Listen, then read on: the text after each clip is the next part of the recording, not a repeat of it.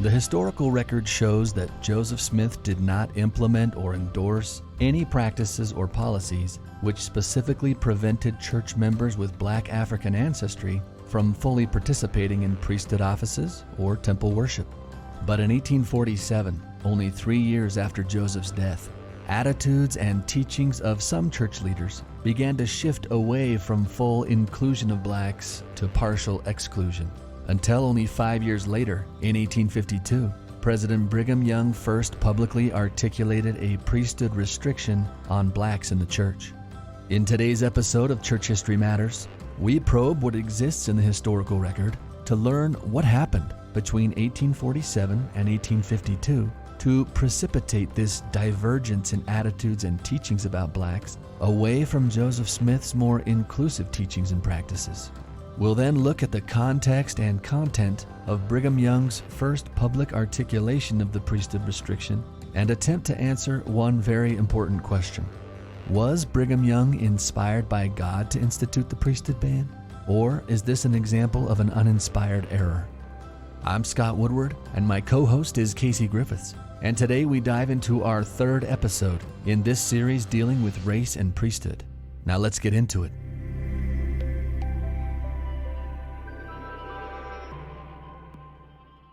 All right. Hi, Scott. Hello, Casey. Scott, we've plowed some ground. This is a really complicated subject, but could you help everybody catch up on where we're at? Yeah, we've been talking a lot about 19th century views on race in America. It was messy. But in our last episode, particularly, we explored two important questions. The first one was, what was Joseph Smith's position regarding black Africans? And what we found from the historical record was basically this. Joseph believed that blacks were equal with whites in the eyes of God, and that they had souls, that they were capable of salvation, which was somewhat contrary to some of the beliefs of the day, and that given equal privileges and opportunities, Joseph believed that blacks could rise just as high as whites. However, he never endorsed interracial marriage between blacks and whites, but he felt that they could and should be equal with whites, but that there should be strict laws that should be implemented to keep blacks and whites from intermarrying. And that's pretty par for the course for America at that time. There were some that disagreed with that and thought there should be full integration, but that, again, was a very radical position in the 19th century. Joseph's public views on blacks and slavery were not static.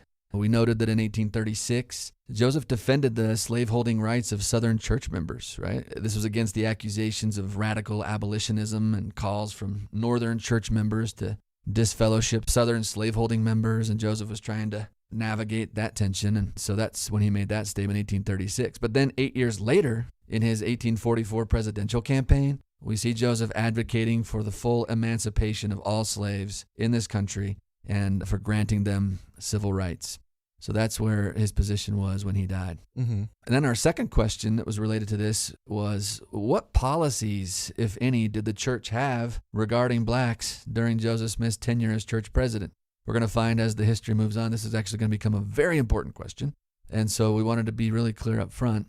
Our conclusion after reviewing all the relevant historical evidence was that there was no church policy excluding or limiting black participation in any way. Whether that was priesthood participation or temple worship, we cannot find any sort of racial exclusive church policies. Nothing. Church policy during Joseph Smith's tenure could be summarized as basically just full inclusion and full participation in the church for blacks.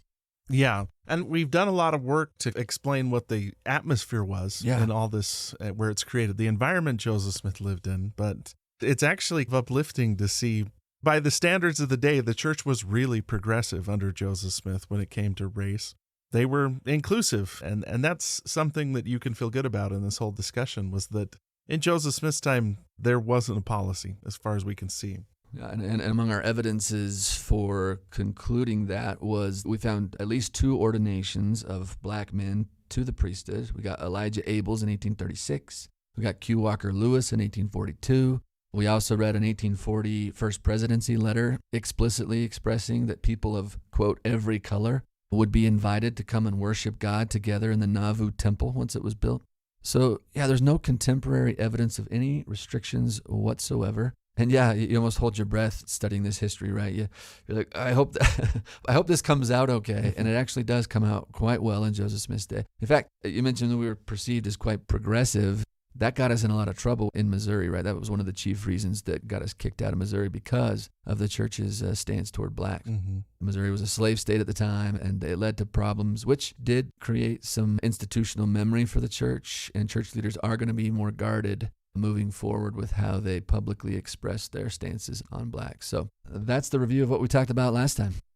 Let me add one thing. It's very interesting to go back and reread a lot of this history that I've been going over for years with this lens of race relations. When you look at the 1820s, 1830s, 1840s, with that kind of overlay, a lot of stuff starts to click and make sense. Even Joseph Smith's presidential campaign in 1844 just swims in this river of race relations and structural ingrained racism that existed at the time. And it's difficult for us in the 21st century. I mean, we still have issues, big issues that we're dealing with, but it's hard for us to appreciate just how ingrained this was in everyday life back then, and how the saints are navigating those waters on their own. And sometimes they make great decisions, and sometimes they make not so great decisions, and we're dealing with the fallout of that. But we have to start in a place where we at least make an attempt to see what their world was like, and not judge them necessarily by our standards. This is a complicated issue that affects just about everybody in the United States during this time. And boy, if you go outside the United States, it's an issue all around the world that mankind in general has grappled with over time. Yeah, and sometimes we're proud of the decisions they make, looking from our vantage point, and sometimes we're not, and that's okay. We're just trying to understand what happened at that time and why they may have made the decisions that they made. Yeah, and we're trying to do better, right? That's right. And draw closer to Christ. That's the whole aim of this discussion. And that leads into today's topic.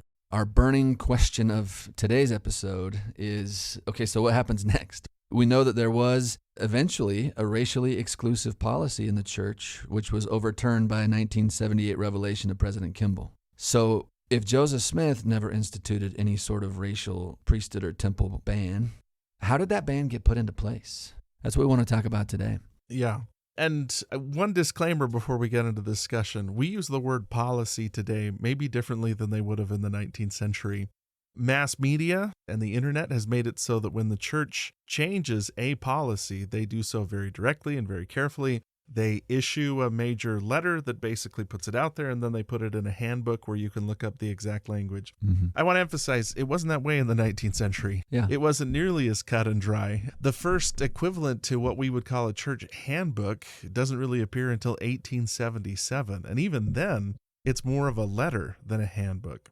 A lot of things that happened in the church happened intuitively, weren't filtered through the larger group of general authorities that we're used to making decisions today, and came about less cleanly than they would have today. And so my question after reviewing a lot of the data from the 19th century was there a policy to begin with? It's difficult to make that case, but there was this prevailing belief, didn't President Young teach this, so we should do this, that they don't really actually sit down and codify until the early 20th century. And so the first 50 years of the so-called policy are nebulous, and it's clear that it's not evenly applied. And we'll see a couple examples of that today as we go through. That's very good. In fact, I want to ask you a question. Let me tee you up a little bit on this. If someone was to ask, if Joseph Smith didn't start it, then how did it begin? And a lot of us who've studied this material would like to highlight 1852. The quick answer is that the groundwork for a priesthood-temple restriction was laid in 1852 during the presidency of Brigham Young. We're going to go over the details of that in a minute. But it's also important to know that it wasn't actually implemented suddenly or all at once. It's going to take over half a century before it solidifies into something resembling church policy that restricts priesthood and temple participation for Black Africans. And so I want you to talk a little bit about after the turn of the century, just for a sec. We're going to come back to 1852 in just a minute. But shortly after the turn of the century, in the aftermath of the Reed-Smoot hearings, you and I were talking about this once, and you pointed this out, and it was super insightful to me, that church leaders began to feel that it was wise to begin creating clear policies regarding various challenging issues. Yeah. So policymaking wasn't really much of a priority prior to the Reed-Smoot trials. Can you talk more about that? Yeah, Joseph F. Smith really felt like his role was to codify what the church teaches and believes. And I think a big motivating factor was this guy named Reed-Smoot, who's an apostle to the church, gets elected to the U.S. Senate. And it causes, to say it was a media circus is really understating it. There's currently no bigger collection in the National Archives than the papers surrounding the Reed-Smoot hearings, Holy cow. which took place over several years and was effectively a harsh examination of the church. So the church was put on the national stage and everything was brought forward. And it feels like in the aftermath of that, Joseph F. Smith felt, hey, we need to actually clarify and put out clear statements of policy. So it's not just race and the priesthood. They publish a statement on the origin of man, the church's position on evolution, and a few other things. They recruit James E. Talmage to write Jesus the Christ to clarify, hey, this is what Latter-day Saints believe about Jesus Christ. They recruit Elder Talmage, and a friend of mine, Brian Ricks, has done some great work on this, to write a statement on the Father and the Son. We didn't have a clear position on where the scriptures were referring to God and where they were referring to Jesus Christ.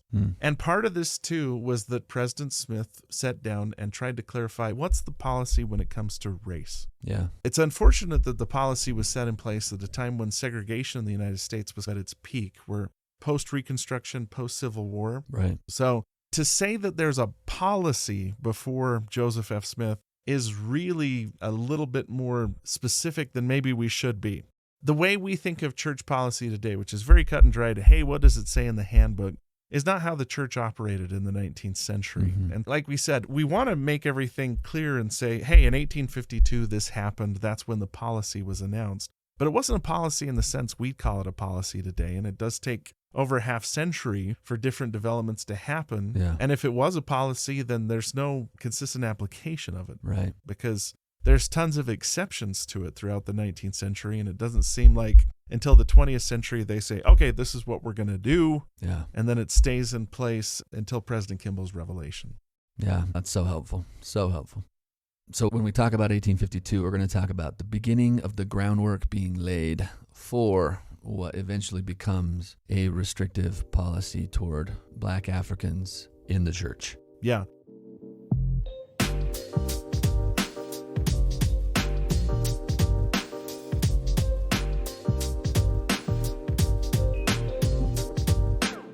Okay, so let me try to lay out a simple thought framework for a minute that can help us process what we're about to discuss.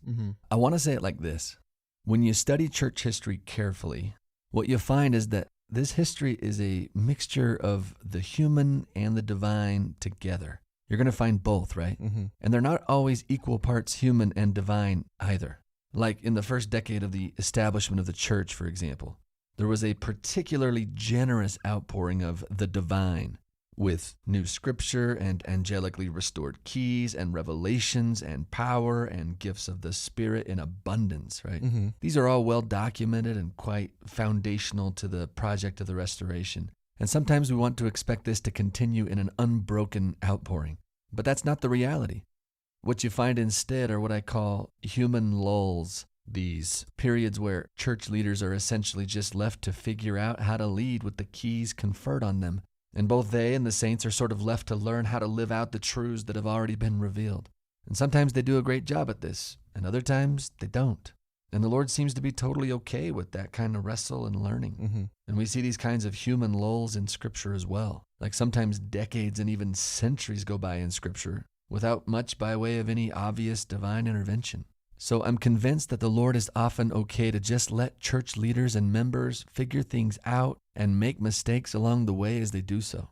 I mean, he even allows errors that have real-life costs attached to them, like letting Joseph Smith lose the Book of Lehi and letting the Kirtland Bank fail. Yeah. And behind it all, we see a Lord who's very patient and merciful with his prophets and his people, since, among other reasons, he knows there is no human error that can thwart his divine purposes, right? He will ultimately guide things to ensure that they eventually work out all right in the end.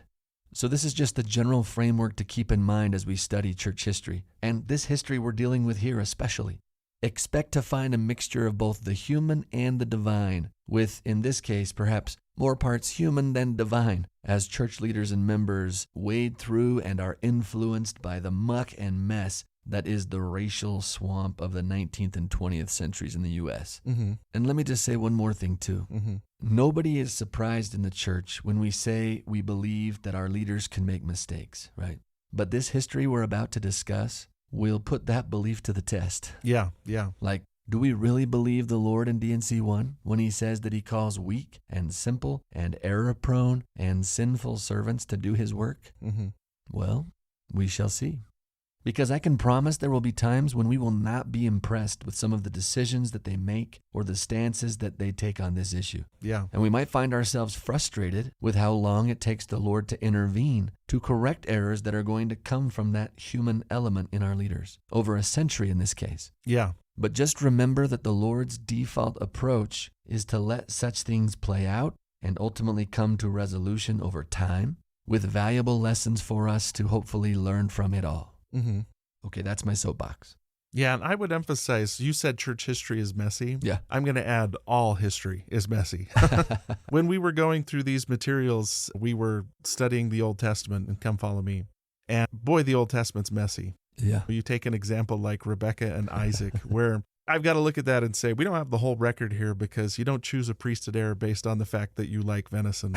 And then if your wife tricks you into accidentally ordaining the other person, that doesn't seem like the sort of thing that would stick. But in that case, Isaac was an heir, and Rebecca was clear-headed enough to make the correction. Right. When you look at Scripture really closely, Isaac and Rebecca, Abraham, Moses, Peter and Paul can't agree on things and get into fights with each other, according to the record. And so we've got to basically also say, let's have charity for these people. Yeah. If we really teach that there is no such thing as prophetic infallibility, an event like the one we're talking about today puts that to the test. Do we actually believe that? Right. And are we willing to grapple with what it means? And God gently guides us along the path to where we go. Like you said, sometimes it doesn't happen in the time frame we want it to, but their humanity is there to show us the greatness of God in contrast between the two. And sometimes God has to work with imperfect people who grow up in bad environments or are sometimes raised with bad values, and gently lead them to where they need to be. So when it comes to race and the priesthood, the analogy I would say here is the Israelites who took 40 years to get to the point of where they were ready to go into the promised land. The members of the church grew up in such a racially divided society that it took even longer for them to gradually emerge from the structures that they were raised within. Yeah, that's tremendous. Remember the day that President Nelson was called to be prophet? He had the news conference, and someone was asking him questions. I can't remember about what, but I remember his answer. It was something about church history and errors in the past, something like that. And he said, super meekly and humbly and gently and sweetly, he said, "Give your leaders a little leeway to make mistakes, as you hope that your leaders will give you a little leeway to profit by your errors." That was great. Just a nice, sweet, like, hey, let's be merciful and kind to these people, and let's learn from their errors. Let's learn from their errors. Yeah. Okay, should we get into it? Let's get into it, yeah. Okay. So let's bridge the gap. We've mentioned 1852 as a watershed moment. What happens between 1844, when Joseph Smith dies, and 1852? If 1852 is the year that there begins to be something of a development of the Priesthood-Temple restriction, let's talk about what happens in those intervening years. And maybe I could start like this and then jump in wherever you'd like here, Casey. But there were those in leadership positions in Joseph Smith's day who held differing views from him about black inferiority. Mm-hmm. But because of their loyalty and deference to him, they went along with his inclusive, non-discriminatory approach, and they did not push back. But we see in the historical record that after Joseph Smith's death, the influence of his posture and policy, I'm going to use that air quotes, of racial inclusion begins to erode. Mm-hmm. Attitudes and doctrinal ideas that favor the narrative of black inferiority, which was so dominant in the United States already outside the church, those feelings that had been repressed before in Joseph Smith's day, they slowly start to gain dominance in the minds of church leaders and members. Ideas such as that the black African race housed spirits who were less valiant in the premortal existence. Yeah. 1 year after Joseph Smith's death, Orson Hyde expresses that. The blacks were the descendants of Cain and Ham, and thus they belonged to a cursed lineage which was banned from priesthood privileges. That's going to make inroads not too many years after Joseph's death. And these are both ideas that have been explicitly and forcefully disavowed in the church's gospel topics essays on race and priesthood in our day, right? Yeah. But that's when they start cropping up. It's just after Joseph Smith's death and then in the intervening years between 1844 and 1852. What do you want to say about that? Yeah, and it's not as lockstep as we sometimes assume it is. One interesting thing that happened was in 2015, the church published the Council of 50 Minutes. And Council of 50 is a political body, so they discuss political issues, and there's no more hot-button political issue in the time than the status of black people. Yeah. There's an example in the Council of 50 Minutes where Orson Hyde brings up this theory of, hey, maybe black people are in the state that they're in because of something that happened in premortality. And interestingly, Brigham Young shoots him down there. And then even after he's elucidated his views on race in 1869, shoots Orson Hyde down twice, saying, no, there's nothing to do with premortality. He cites Section 93 of the Doctrine and Covenants, which says all people are born innocent here on earth. And so to say that there's one specific, hey, this is what we believe and why we are doing this during this time is really not accurate to say. Right. And evidence from this time is fragmentary. It's impossible for us to get inside everybody's head and say, how did your views shift or change? Right. But the Council of 50 Minutes, which Joseph Smith leads the Council of 50 from a few months before his death, and then Brigham Young takes over, do reveal that at least starting out, they believed in the equality of the races. And there was no set doctrine or teaching on why, at that particular time, black people were in slavery and European people tended to dominate. Yeah. And yet, over time, the broader Christian narrative about Cain and Ham really does make inroads into the church, which is interesting. Becomes the dominant narrative. You wouldn't say official doctrine because not everyone agrees with that. Orson Pratt, for instance, pushes back really harshly against that idea. He says, prove it. Like, how do you know that? That's not scriptural. We don't know that. And yet, both he and Orson Hyde would say it's got to have something to do with premortality. But then Brigham Young would say it has nothing to do with premortality. Yeah. There is not agreement. There is not unity. But everyone's trying to figure out. See, the assumption they were working from is there seems to be some inferiority with blacks to whites, which limited education, limited opportunities, right? Joseph Smith said, make those all equal, and blacks are going to be equal with whites. But in that time, with less education, less opportunity, it did seem to a lot of people like that was a true statement, which would happen to any race if they were put down that way. So there is disagreement, and there's people trying to figure it out doctrinally, but it's all based on that assumption that there is some inherent inferiority. Yeah. There's another thing, too, that I want to point out, which is that as the saints move out of the United States, right, as they leave Nauvoo, out of the more hostile environment there that they were experiencing, in Nauvoo particularly, and in the U.S. more generally after Joseph Smith's martyrdom, and they were able to move out to the seclusion and relative safety of the Utah Territory, this is going to lower their collective racial restraint, if we can say it like that. Meaning that in Utah, church members and leaders are going to feel more free and unrestrained to express their views about blacks and to crystallize their own racial hierarchy.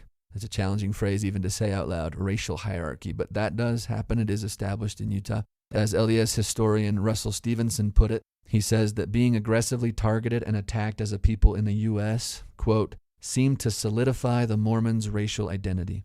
The time for racial experimentation was over. However long-suffering the saints felt Joseph Smith to be toward the black community, they had no more patience for such things. Now seeing Nauvoo, Illinois, even America, as a tinderbox set to explode in the light of a looming millennial day, the saints closed ranks. The act of moving to Utah created the space for the solidification of a white Mormon identity. What a statement. So Utah Territory was seen by many saints as like a racial sanctuary for whites, where the white race would dominate and flourish, and while the few blacks who do live in Utah would do so as inferiors, submissively waiting for the Lord to remove the curse from their skins. We have statements like that from W.W. Phelps. Eliza R. Snow has a poem. George Q. Cannon says some things like in 1852, here's Eliza R. Snow. She says, "The curse of the Almighty rests upon the colored race. In His own time, by His own means, that curse will be removed." So there is a curse. One day that'll be removed. W.W. Phelps in 1851 in Utah, for instance, I just want to drop some of these statements. You can see the thinking of the saints at the time. He says that Utah was the land where, quote, the Jehovah-smitten Canaanite would bow in humble submission to his superiors and prepare himself for a mansion of glory when the black curse of disobedience shall have been chased from his skin by a glance from the Lord. Jeez, that's uncomfortable to read. Yeah. But you see this idea that one day the blacks will be equal, but it is not this day. And Utah is going to be the place where they will bow in humble submission to their superiors. George Buchanan, decades later, one of the church leaders there, he said, "The purity of the Caucasian race is more likely to be preserved in our territory than in many other portions of the United States." This was the idea that Utah could be this racial sanctuary where we no longer have to experiment like Joseph Smith was with racial equality. And a lot of people in the church felt relieved by that. Mm-hmm. So that's in the background. That's going to play out in the context in which Brigham Young is going to feel very comfortable saying certain things that we need to get into now in 1852. I don't know. What else do you want to say about that before we talk 1852? While we're talking about Utah being separate from the rest of the country too, let's try and center this in the larger American context, where it wasn't uncommon in the 19th century for a politician, even a politician as progressive as someone like Abraham Lincoln, to talk about the solution to the race problem to be to separate the races, not to integrate the races, right? Yeah. A really progressive person in the 1840s or 1850s was someone that was saying, hey, we should move all black people back to Africa. Mm-hmm. There's no way that the two races are going to be able to intermingle, and they shouldn't intermingle.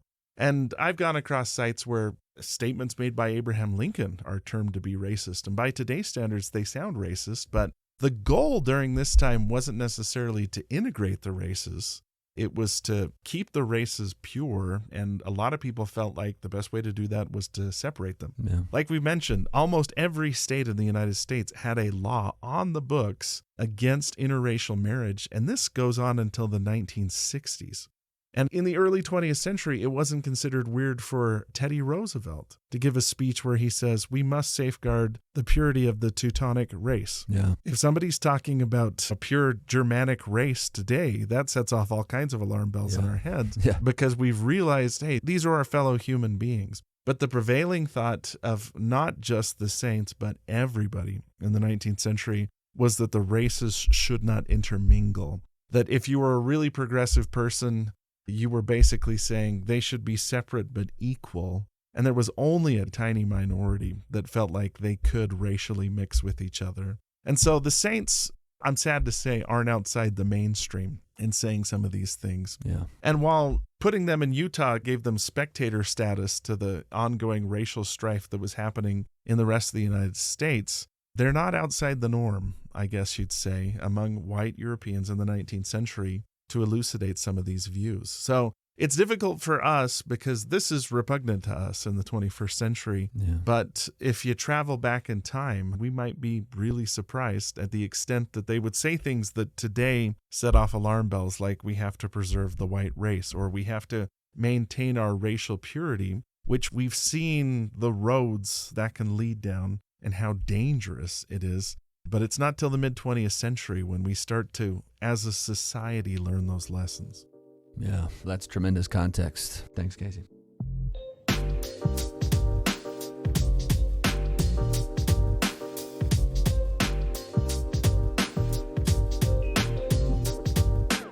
So we need to talk about winter quarters for just a second. Mm-hmm. So on the journey from Nauvoo to Utah, we're in winter quarters, Nebraska. Which at that time was just not the United States. Mm-hmm. That's just out west. This is Indian territory. Mm-hmm. Yeah, it's beyond the frontier. Yeah.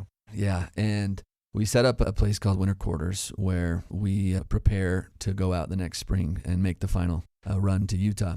It's in Winter Quarters 1847 where the first of what Russell Stevenson calls the twin shocks of 1847 occurs, which helps us to start to see why church leaders might have started becoming a little more aggressive toward a position of a racial restriction. Now, it involves a fellow by the name of William McCary, who was a black man who had joined the church. He had married a white sister, which was very suspect to a lot of members of the church, right? Mm-hmm. And he was being persecuted by church members there. He was being treated poorly. So he actually approaches the brethren. He approaches Brigham Young, the Quorum of the 12, and he asks for their help and their protection from persecution. The minutes of this meeting are really interesting. So this is March of 1847. And he says, quote, "All I ask is, will you protect me? I've come here and I've given myself out to be your servant." And Brigham Young makes some interesting and great statements, actually. He says, "Brother, it's nothing to do with blood, for of one blood has God made all flesh." And that's a close paraphrase of Acts 17:26, which was, by the way, the one verse that Joseph Smith quoted in his presidential platform about his position on slavery is, God has made of all nations one flesh. We're all one blood. So Brigham Young's saying, actually, that's not an issue. We don't care about the race. In fact, he goes on to say, race isn't an issue. His own words are, quote, "We have one of the best elders, an African, in Lowell, Massachusetts," referring to Q. Walker Lewis.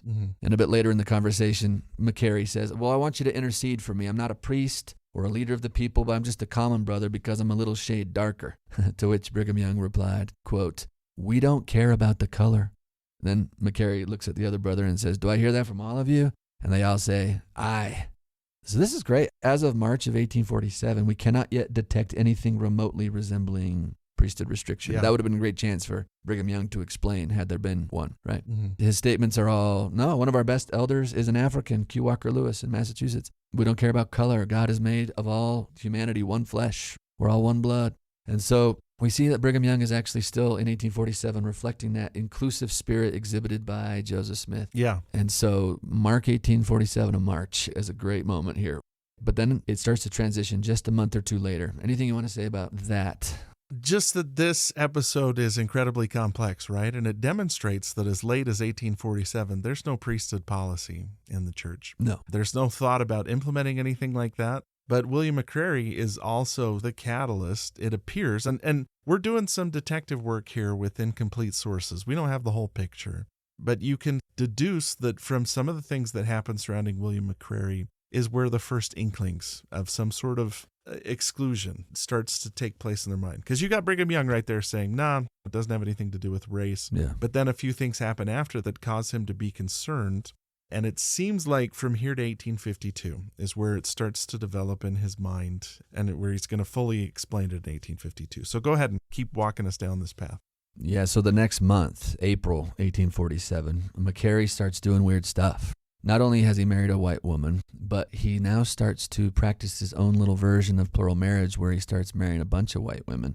And the way that they consummate the marriage, his wife is there, and then there's a consummation, and things are getting weird. When the word gets out that William McCary is polygamously marrying white women, and then he starts to profess that he is like some great prophet himself. He said weird stuff like that he was Father Adam, whose spirit had transmigrated into his body, and that he was some great one. Apparently he was a good ventriloquist. He'd throw his voice and try to show that he was some spiritually important man. So he's going to get run out of town. He's going to get excommunicated. And when some members of the church still show a tendency to want to be with William McCary or to be part of his version of Mormonism, Parley P. Pratt, he vents his frustration about Latter-day Saints who would, here you go, quote, "want to follow this black man who's got the blood of Ham in him, which lineage was cursed as regards the priesthood." There you go. That's the first recorded statement of a church leader that connects the curse of Ham to a priesthood restriction in the church. Yeah. And Parley was just drawing upon the well-worn, centuries-old Protestant readings of the Ham story, but he's giving it a little LDS priesthood twist with a paraphrased language of Abraham, chapter 1, verse 26. And so he's resorting to that move. He makes that maneuver as a sort of defensive measure to try to deter church members in winter quarters from defecting over to William McCary's warped version of Mormonism. Yeah. And so it's a defensive move, spoken in frustration, but his statement is the first we find on record that hints of some sort of priesthood restriction connected to black Africans. So that's the first. Now, how much does that affect Brigham Young? We're not sure. It's never referred to as any kind of precedent for withholding privileges from blacks. But what it does reveal is that, again, some church leaders at this time are harboring some old Protestant beliefs about black Africans descending from Ham's supposed cursed lineage. And that's going to start to make inroads in the church. Yeah. Like I said, this episode illustrates where they were at, but also where they're going to. And Parley P. Pratt in elucidating that, like you said, is using the common thought of the day. It was a common assumption among 19th century Europeans in America that black people were descendants of Cain. The Bible doesn't say that. We've talked about it. Yeah. It never elucidates what the curse of Cain or Ham is, but they had basically taken the Bible and applied it to their own situation. definitely went further than what the biblical text was saying. Definitely. We're going to see a little less than a year after learning about this debacle in the minutes of a meeting in Salt Lake City that Brigham Young had begun sharing with other members of the 12 his view that black Africans were indeed the cursed descendants of Cain. So what Parley P. Pratt says in Winter Quarters is going to become Brigham Young's go-to justification for a priesthood restriction going forward. So again, what the exact connection was between Parley and Brigham here, we don't know. But we know the same sort of thinking starts to prevail in the leadership circles of the church.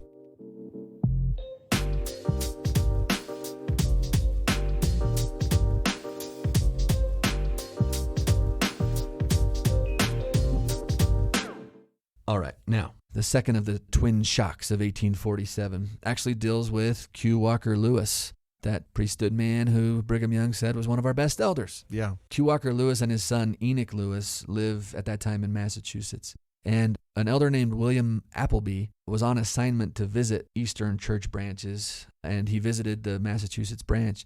And he was scandalized, first by the fact that he found a black man who'd been ordained to the priesthood. Apparently he wasn't aware of Q. Walker Lewis. Mm-hmm. But more troubling still to Appleby was the fact that Lewis's son Enoch was married to a white woman named Mary Webster, and that they had a baby. And Appleby, he writes a letter expressing his concerns to Brigham Young, and the two later are going to meet in person at Winter Quarters on December 3rd, 1847, with a majority of the 12 there. That meeting is going to last over 5 hours, but all we have from that meeting are 13 lines of notes. That's it. Yeah, and those lines mostly express their concern over interracial marriage. Yeah, they're disgusted by it. Yeah, which, like we said, they're concerned over racial amalgamation, which, again, is a common theme throughout the 19th century of, hey, the races can be equal, but they can't mix. Yeah.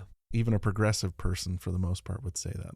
Yeah, this is where we're going to get our first recorded instance of Brigham Young's hyperbolic expression that capital punishment should be the penalty for interracial marriage and mixing and having mixed-race offspring. It's where we have recorded his belief that the offspring of mixed-race marriages would be sterile, as many believed in his day, as we've talked about. Yeah. And these kind of statements are good examples of what Elder Quentin L. Cook was talking about when he spoke at BYU. He said, Brigham Young said things about race that fall short of our standards today. Some of his beliefs and words reflected the culture of his time. Close quote. Totally, right. Brigham Young's clearly not drawing from any revelations from the Lord on these views, but from the cultural beliefs of his time, the chief of which being the fear of race mixing. And to be clear, it's this fear of race mixing that seems to be at the heart of Brigham Young's concerns about black equality in the church. Mm-hmm. And from the fragmentary historical record we have, it seems to begin developing at least by 1847, when he found out first that William McCary was marrying white women in the church, and then defiantly began his own brand of Mormonism after his excommunication. That's shock number one. And then later that year, when he found out that Enoch Lewis had married a white woman and that they had a child together. That's shock number two. So interracial marriage was beginning to make inroads in the church, and that made a lot of members nervous, including Brigham Young, as we know from his own strong statements on the topic.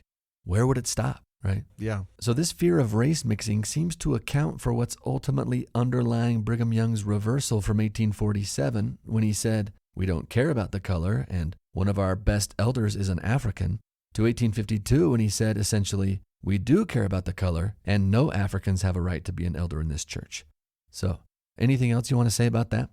Just Elder Cook's statement that you quoted there. I want to go back to that for just a second. Yeah. See, part of the struggles I've had with this is that question over prophetic infallibility, where I don't want to get ahead of the leaders of the church in saying these views were incorrect or church leaders were in error. Sure. But Elder Cook basically said that. Yeah. Brigham Young said some things about race that fall short of our standards today. I also think Elder Cook was thoughtful enough to add in the second statement, which is just as important to say, some of his beliefs and words reflected the culture of his time. Yeah, that's functionally a member of the Quorum of the 12. And then you've got the Gospel Topics essay on race and the priesthood. And even going back to the 1960s, where the First Presidency issues a statement saying, stop giving explanations for the priesthood policy. We don't know. Are all leaders of the church saying they were in error? Yeah. So if we're trying to say, hey, for prophetic infallibility, do we have other prophets saying that they were incorrect? Yeah, we do. And that's okay. they're trying to lead us with charity to say they reflect the world that they lived in, right, and they made mistakes. And when it comes down to it, like I said, this was go back and review some of the outside literature from sources outside the church. Racial amalgamation was a huge fear in the 1840s and 50s that had all kinds of weird iterations that came out that today we know aren't accurate. Yeah. But at the time, were not only seen as the spiritual consensus of the day, I mean, biblical interpretation, but also the scientific consensus of the day. So they made a mistake. Yeah. But like Elder Cook said, their actions reflect the environment that they lived in. Yeah. And it's just to think about how patient and merciful God is to allow for that kind of thing to happen with leaders of the church, as well as the rest of us. Like, He's going to let this work itself out. Mm-hmm. And it does work itself out, though it takes maybe, again, a lot longer than some people like me who are very impatient would have preferred. But God has the long game in view, and it's all going to work out. Yeah. But this is going to take us, again, more than a century to get there. But yeah, great perspective. So again, this is all detective work, trying to piece together things that happened in 1847 that are going to lead to 1852 when Brigham Young first publicly announces the policy. Yeah. But there's actually some nuance and complexity surrounding how the policy was announced. For instance, I was surprised to see that it wasn't announced in an official church epistle or even in a general conference. Where was it announced? A legislative session, which is weird, right? We wouldn't expect church practice to be determined in a session of the Utah legislature. Right. But at this time, Brigham Young's wearing a couple hats. He is the president of the church. He is the governor of the Utah Territory. He is the superintendent of Indian affairs. And it's in a discussion about political policy that this statement comes out. So this is maybe a big piece of evidence in when we're saying, hey, to even call it a policy at this point in time might be stretching it. Yeah. It doesn't seem like there was a ton of forethought or reflection on what the long-term implications would be. And also, the record shows that there wasn't total consensus either. Yeah. So give us a little bit of background there. Yeah, okay, so we're January 1852, and as you said, this is in a Utah territorial legislative meeting where Brigham Young as governor and several apostles as the legislative body, they were debating the passing of a bill that would essentially legalize a form of African slavery in the recently created Utah territory, right? Mm-hmm. And this is a territory which had been neutral on the issue of slavery up to this point, although there were already at least 40 slaves living in the territory. So slavery already existed here, but it was by custom, not by law. Some members of the church from the South had brought their slaves with them, and that's how that happened. So it's during the first of these legislative sessions, January 23rd, where President Young makes his position clear, showing that his politics were fully intertwined with his theology. They're not really differentiating during these legislative sessions at all. Mm-hmm. So Governor Young argues for slavery, and it's a benevolent form of slavery where the masters are benevolent to their servants. But he makes a two-step move to make his argument for slavery in the Utah Territory. He says, number one, that God cursed Cain. So he's going to use a biblical argument here. God cursed Cain, saying that his descendants would not receive priesthood until the last of Abel's descendants received it. Consequently, he says, this is move two, I am firm in the belief that Cain's seed ought to dwell in servitude. It's a little bit of a convoluted argument, right? Mm-hmm. Let's think about it for a second.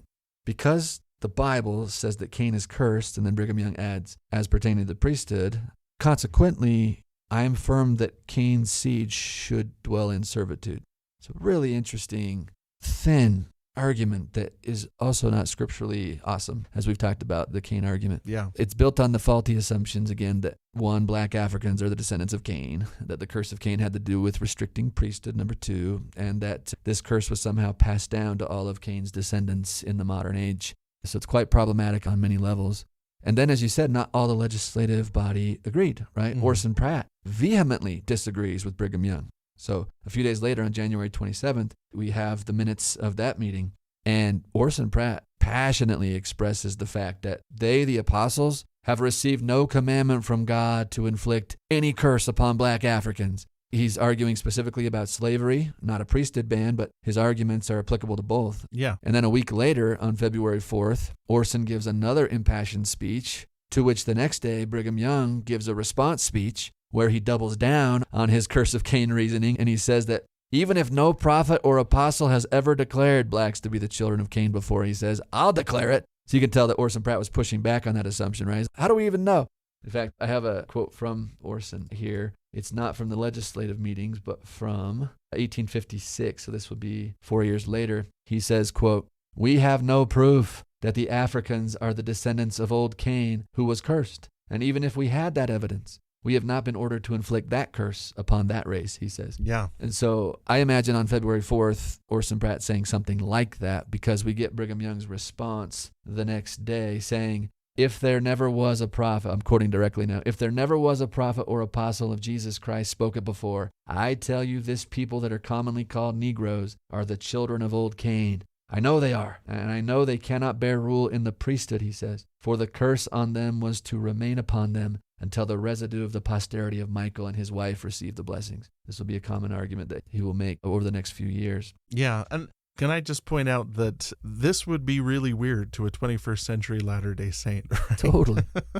And it illustrates this isn't as cut and dry as we think it is. Right. It just shows that there wasn't total uniformity. They were Right. having a debate going back and forth. And so there needs to be caution in quoting a statement from this and saying that's what the doctrine is, right? Right. Because it's clear that they're discussing back and forth and there's not unanimity. And Orson Pratt is basically saying God hasn't commanded us to do this, which seems to indicate that there's no kind of revelatory command to put this in place. They're creating policy. We're getting to see how the sausage is made, basically.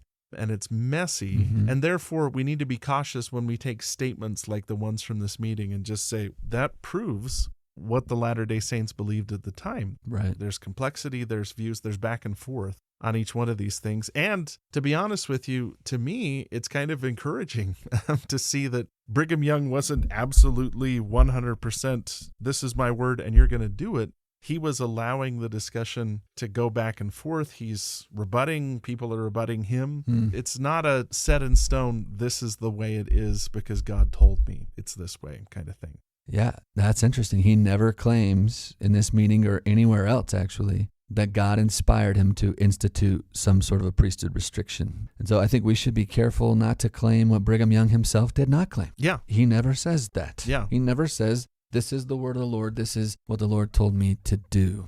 In fact, in that same meeting, let me just quote one more quote.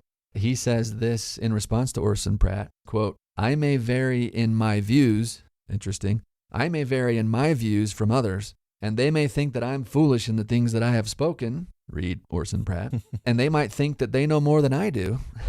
But then he says, but I know more than they do. So we see this back and forth between especially Brigham Young and Orson Pratt here. But I find it, again, encouraging that he's acknowledging that he's giving his views, right? He's not saying, I'm giving the word of the Lord here. Yeah. He's saying, here's my views on the topic. I believe that black Africans are descendants of Cain who shouldn't hold priesthood, and therefore that servitude in the Utah Territory is okay and justified, right?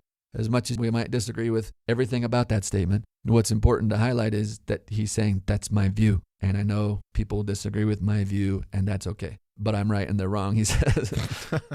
And so I think all of this speaks to the question that naturally comes up in one way or another from students and friends and family members who wrestle with this issue. And the question is essentially, was Brigham Young inspired by God to institute the priesthood ban, or is this an example of an uninspired error? In fact, one of my teenage nephews called me the other day and he said, Uncle Scott, I've got this kid in my high school who's black, and he says that my church is lame because we're racist. And when I asked him what he means by that, he said, well, you guys didn't ordain black members to your priesthood. And my nephew was pretty struck by that. And so he was calling to see if there was any truth in this statement. And this is always a hard question to answer quickly, right? Like, what's the 5-minute version of what you and I have been talking about for hours in our last few episodes? Yeah, what's the 5-minute version of this discussion? Yeah. So before I even tried launching into an answer, I said, how about this? How about you and your parents read together the church's essay on race and priesthood, and then let's get back together and talk about it. How's that sound? And he said, okay, but before we hang up, I just need you to answer one thing. I said, okay, what's that? He said, my biggest question is, did God tell Brigham Young to ban blacks from the priesthood? I really just need to know if it was God who did it. Ooh, See, that's at the heart of it for a lot of people, right? Mm-hmm. And that's a really important question we need to think very carefully about. And as you and I have examined the evidence, Casey, I think it's safe to say that our answer to that question is no. In the details of the historical record, we can find no evidence that God inspired the priesthood ban. Yeah. In fact, we find evidence to the contrary. Yeah. And let me review this evidence concisely here just to be crystal clear. I think there's about 5 points we want to make here. Mm-hmm. First, Brigham Young never claimed that God inspired him to institute the ban. So again, we probably want to avoid claiming a certain status for Brigham Young's words on this issue, which he didn't claim for himself. Yeah. Second, Brigham Young acknowledged he was only giving his views on the subject, and he recognized that no other apostle or prophet had ever taught such a thing about blacks as he was then claiming. And having reviewed Joseph Smith's views on blacks in our last episode, I think we can affirm that Brigham is right? Mm-hmm. Joseph had never taught such things. Third, Brigham Young only ever gave one theological rationale for the priesthood ban, namely the Cain-Ham rationale, which was the well-worn Protestant justification for slavery, but with his own priesthood ban spin on it. And we know that this rationale has been firmly disavowed by the leadership of our church today. Yeah. Fourth, his fellow apostle, Orson Pratt, adamantly opposed Brigham Young's proposal for black African slavery in the Utah Territory because, he said, church leaders couldn't presumptively impose a curse upon black Africans, quote, without the voice of the Lord speaking to us, and, quote, without receiving any authority from heaven to do so. So here we have at least one apostle on record outright saying that the Lord had given the apostles of that day no revelation on imposing the curse of slavery. And what was true of slavery in that context was certainly true of priesthood ordination. I believe that same logic holds. Yeah. And fifth, Brigham Young adopted erroneous views about race mixing from supposed experts of his day, showing that he was clearly influenced by his culture on racial issues, right? Mm-hmm. Elder Quentin L. Cook acknowledged this in that quote we shared earlier about how some of Brigham Young's, quote, beliefs and words reflected the culture of his time and, quote, fall short of our standards today. That's Elder Cook. And we see clear evidence of this in his rhetoric as he publicly articulates this ban in these legislative sessions of 1852. Mm-hmm. He said at that February 5th meeting, for instance, that if church leaders ever authorized intermarriage between blacks and whites and allowed blacks to partake with whites in, quote, all the blessings God has given to us, then, he said, on that very day and hour, the priesthood would be taken from this church, and God would leave us to our fate, and the church would go to destruction, close quote. Wow. Well, of course, that never happened post-1978, but we see that his words reflect the fear-based, quote-unquote, science of the culture of his day, which it's clear that Brigham Young believed and then gave them an LDS twist. Yeah. And we might add as a bonus a sixth reason, which is Elder Bruce R. McConkey's disavowal in 1978, just after the correcting revelation had been received, where he said, quote, forget everything that I have said or what President Brigham Young or whomsoever has said in days past that is contrary to the present revelation. And then he boldly but humbly acknowledged, quote, we spoke with a limited understanding and without the light and knowledge that has now come into the world. So there you go. Those are at least 6 evidences that lead us to conclude that God was not behind the priesthood ban, but rather that it grew instead out of Brigham Young's sincere beliefs embedded in the cultural context of his day about Cain and the dangers of race mixing, etc.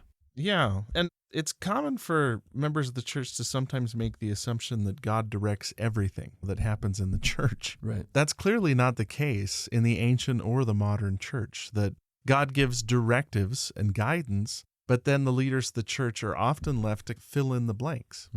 For instance, a parallel is in the book of Acts. Peter doesn't know if they're supposed to take the gospel to the Gentiles. Right. He has a dream that indicates to him he should. But then the question comes up of the Gentiles have to submit to all Jewish ceremonies like circumcision. And in that case, there's no place in the book of Acts where it says, and God spoke to Peter and gave him the answer. Instead, in Acts 15, it talks about them bringing all the apostles to Jerusalem. They all sit down, they have a discussion, they come to the conclusion, no, it's not necessary. But boy, if we had the minutes of that meeting in Jerusalem, would it have been as lockstep as we assume it was? Right. Would there have been voices for or against?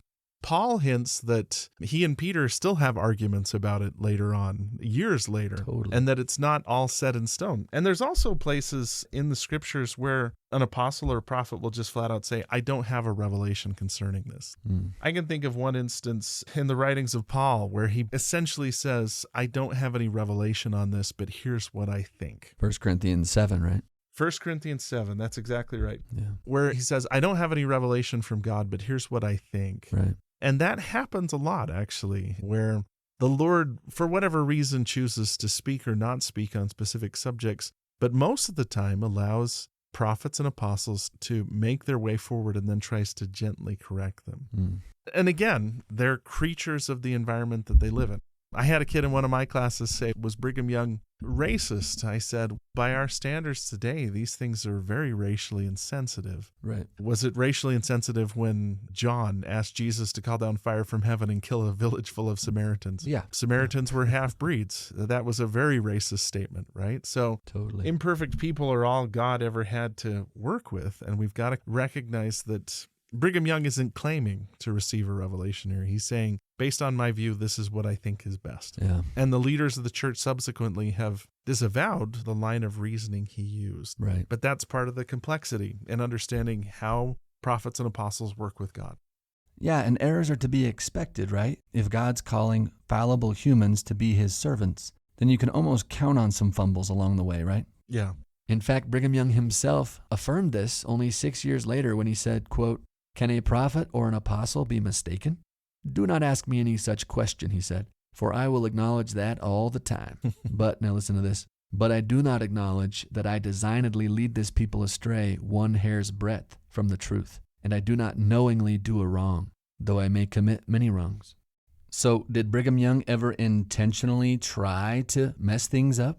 Did he ever purposefully try to go against God's will? Sounds like absolutely not. But did Brigham Young think that Brigham Young could make mistakes? Absolutely.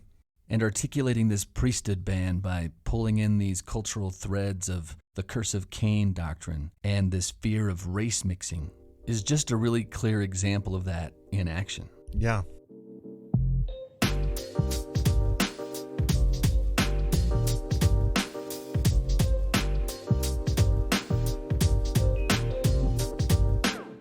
So to finish the story and give you the aftermath of those 1852 legislative meetings, Brigham Young won the debate, and Utah becomes a slave territory for the next 10 years, until in 1862 the U.S. Congress passes a law freeing slaves in all U.S. territories. And so that was a pretty short-lived law in Utah.